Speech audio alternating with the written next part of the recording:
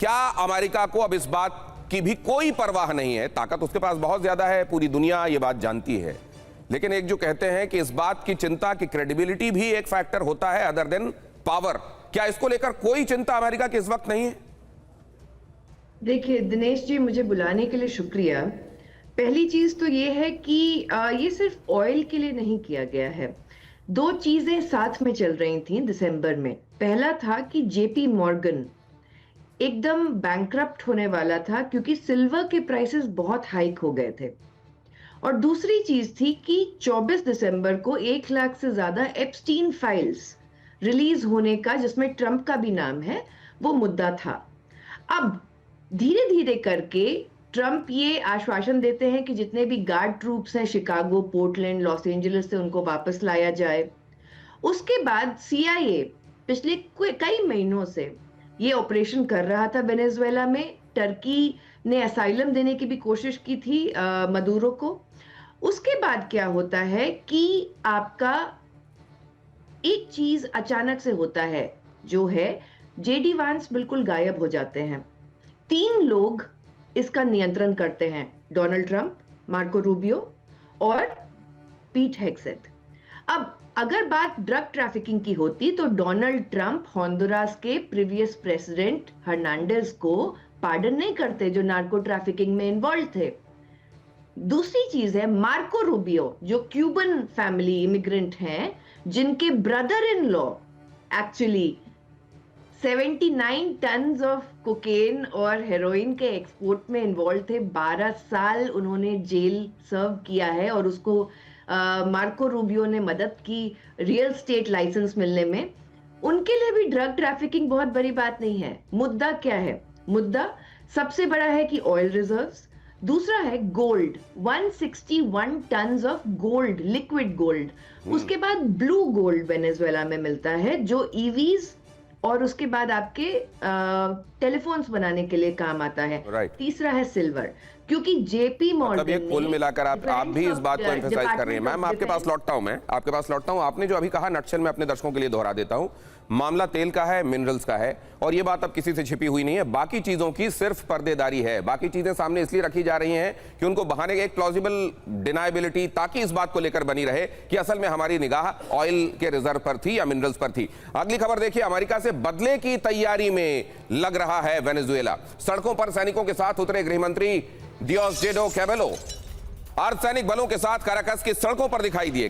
कैबेलो ने कहा, हम गद्दार नहीं, हमेशा वफादार हैं। अब ये लॉयल्टी दिखाई जा रही है, लेकिन एक सवाल मेरे दिमाग में फिर भी आ रहा है, और कॉमोडोर बहल आपसे बेहतर कौन बताएगा इसको, कि ये क्या ऐसा है कि वो लोग भी अब लॉयल्टी को एक्स्ट्रा प्रूव करने में लगे हुए हैं, हो सकता है जिन्होंने खुद अमेरिका के लिए मुखबिरी की हो?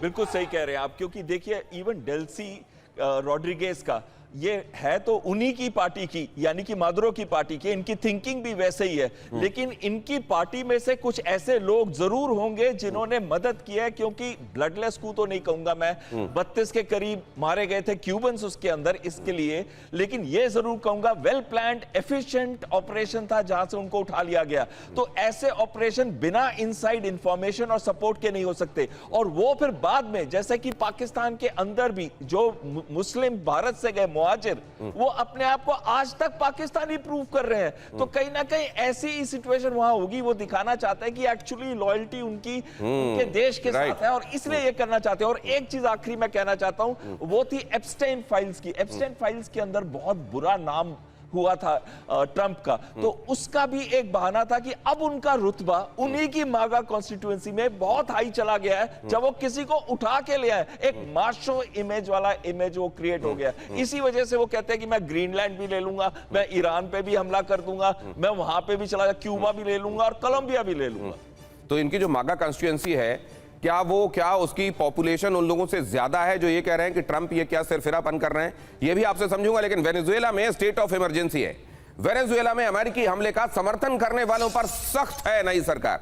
अमेरिकी समर्थकों को फौरन हिरासत में लेने का आदेश दिया गया है।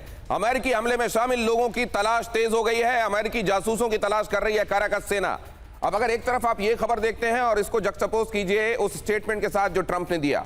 ट्रंप ने कहा कि अगर यहां पर शांति वाली सरकार नहीं होगी तो हम फिर से दखल देंगे और इस बार तो अंजाम और भी बुरा होगा। ये डेल्सी को लेकर उन्होंने स्टेटमेंट कहा था। डेल्सी को यह बात ध्यान रखनी चाहिए कि उनका अंजाम मादुरो से भी बुरा होगा। तो एक तरफ ये जो आप देख रहे हैं कि अमेरिकी समर्थकों के ऊपर सख्त है सरकार, वहां की ऐसे लोगों की तलाश करने की कोशिश की जा रही है जो अमेरिका के शायद वहां मोल समझे जा रहे हैं, और दूसरी तरफ ट्रंप ने जो कहा जाहिर है वो अपनी जगह बहुत। तो क्या आने वाले दिनों में अमेरिका और वेनेजुएला का संघर्ष और बढ़ेगा, या मादुरो को एब्डक्ट कर लिए जाने के बाद असल में उस तरह के किसी संघर्ष की इतिश्री हो गई है? अब जरा देखिए वेनेजुएला में इतनी तैयारियां क्यों हैं, ये बहुत ध्यान देने वाली बात है। नंबर एक, ट्रंप ने धमकी दी थी, डेल्सी ने नहीं माना तो अंजाम मादुरो से भी बुरा होगा। यह खुद ट्रंप ने कहा था, उसी दिन कहा था जिस दिन 3 तारीख को जनवरी में मादुरो को अबडक्ट किया गया। नंबर 2, वेनेजुएला के तेल, सोना, रेयर अर्थ मटेरियल पर अमेरिका की निगाह है। शुभदा इस बात को बता चुकी हैं आपको। वेनेजुएला में अभी भी अमेरिकी जासूस मौजूद हैं और यह बात वेनेजुएला समझ रहा है। वेनेजुएला में मौजूद विद्रोही गुट माहौल न बिगाड़ दें, इसलिए यह सख्ती की जा रही है। लेकिन कहीं ऐसा तो नहीं होगा कि अमेरिका ने मादुरो को पकड़ने में जितने बम नहीं गिराए, आने वाले दिनों में उससे ज्यादा बम वहां अब स्थितियों को अपने अनुकूल करने में वो गिराने लगे? ये भी एक समझने वाली बात है। इसको लेकर हम अपने मेहमानों के पास जाएंगे, लेकिन जरा मैं जाना चाहता हूं आरजू काज़मी जी के पास ये समझने के लिए कि आरजू जी, जिस आदमी ने गाजा में इजराइल की कार्रवाई का विरोध किया हो और गाजा में मतलब फिलिस्तीन के समर्थन में नारे लगाए हों, जो आदमी टर्की में शरण लेने की भी जिसकी बात चल रही थी, उस मादुरो के अमेरिका की तरफ से अबडक्शन को पाकिस्तान के भीतर कैसे देखा जा रहा है? देखिए, अगर लीडरशिप की बात की जाए तो लीडरशिप तो शायद इस वक्त कुछ बैलेंस किस्म का स्टेटमेंट देने में मसरूफ़ है और कहा यही जा रहा है कि जी ये ठीक नहीं हुआ है। लेकिन जाहिर है कि कुल खुलाकर ट्रंप के खिलाफ तो कोई स्टेटमेंट नहीं आया अभी तक और ना ही आ सकता है, क्योंकि जिस तरह से हम इस वक्त अफगानिस्तान के लिए हों, चाहे हमास के लिए हों, चाहे ईरान के लिए हों, अमेरिका के हाथों एक तरह से कठपुतली बने हुए हैं या अमेरिका की खुश करने में लगे हैं, तो लगता नहीं कि ट्रंप के खिलाफ कोई खुल खुला के स्टेटमेंट आएगा, जो कि आ जाना चाहिए बिल्कुल साफ साफ कि ये बिल्कुल गलत हुआ है और ये कोई तरीका नहीं है, चाहे सुपर पावर हो या कुछ भी, कि इस तरह से किसी को उठा के ले जाया जाए।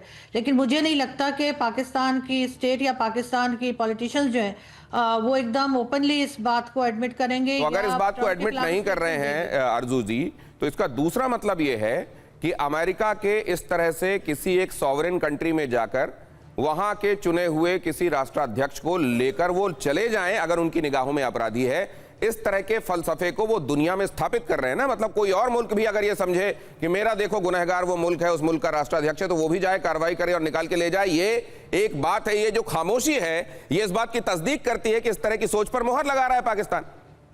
नहीं, मेरा ख्याल है कि पाकिस्तान इस वक्त इस तरह के स्टेटमेंट देने के उसमें पोजीशन में नहीं है, वरना इस बात को पसंद तो कोई भी नहीं कर रहा होगा।